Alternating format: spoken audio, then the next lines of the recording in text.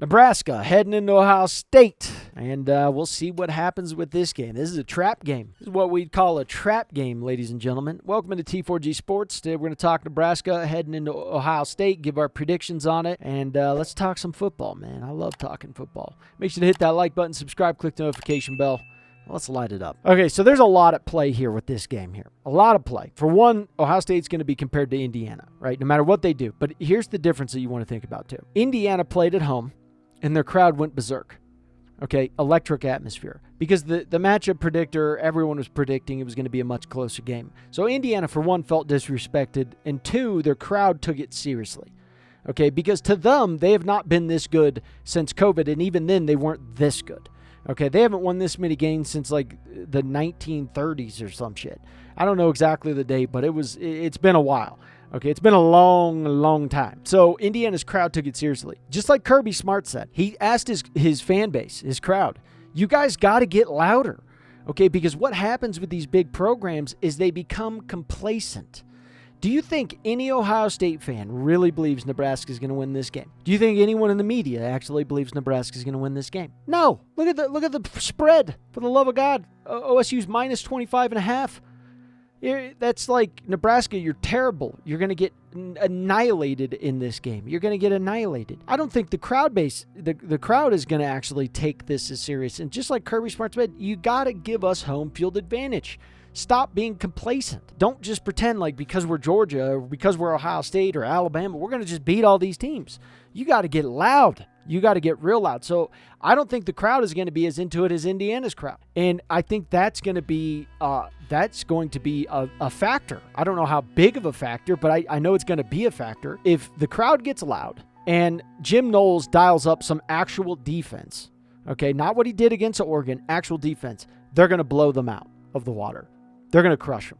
Absolutely annihilate Nebraska. If the crowd doesn't get loud and Jim Knowles runs the same pathetic defense that he ran against Oregon, which was the most vanilla defense, and I love Jim Knowles. I think Jim Knowles is a mastermind, but even like one of his players said, that now plays for Oregon. The week coming up to the Oregon game, they were interviewing Oregon players. They interviewed one of his old players that was from Oklahoma State. And the player said, well, he doesn't coach the same way as he did back then when I played with him. He's not as aggressive. It showed in that game. You put Burke on an island multiple times and you drew up nothing. You allowed them to tack certain gaps of your defensive line and didn't make a shift. It was like he has this Ferrari and didn't know how to drive it. And that was the most concerning part, was just like, how do you not know what to do? This team, this defense for Ohio State is going to have the most defensive players drafted out of all of college football because there's that much NFL talent. And you had nothing.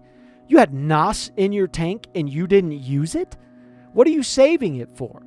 If you get a second loss, like what are you saving that for? So I think Nebraska is going to be looking at it and going, hey, we can key some of these areas. And it's up to Jim Knowles. What are you going to dial up? There's no cornerback in the country who's going to be able to cover a wide receiver in college football, an elite wide receiver in college football for 6 to 7 seconds. Shit, even in 4 seconds. Good luck. That's very, very tough. And good luck not getting a penalty even if you do cover them and they throw to that guy. Because there's really only one way that these DBs are hanging with guys that long, and it's called tugging. They're tugging on them a little bit. There's a little hand fighting. So it all depends on how they're going to throw those flags. And usually it's on defense. So I think that there's a couple things at play here. I really do. I think Ohio State's going to win this one regardless. But I think there's going to be a lot of signs that we can look at of however this game goes is like, well, how serious did the crowd take it? What did Jim Knowles do on this? And how serious is Ohio State moving forward? Because you got the Ferrari, you got the fastest car on the track, but do you know how to drive it? That's my question to this coaching staff. Do you know how to drive it? You look at Indiana's head coach. Indiana's head coach is doing way more with less. That's not a good sign, Ryan Day. That's not a good sign, Jim Knowles. Okay, you guys have to do more and dial up more than what you're doing. Do not go back to the Kerry Combs of defenses where you just ran man coverage and that's it, and you just send your D-line with no pressure at all, and you expect 4 D linemen to get through everyone and to just make it hell on everyone. That is just not how you should dial up your defense, and to me, those things are my biggest concern for Ohio State.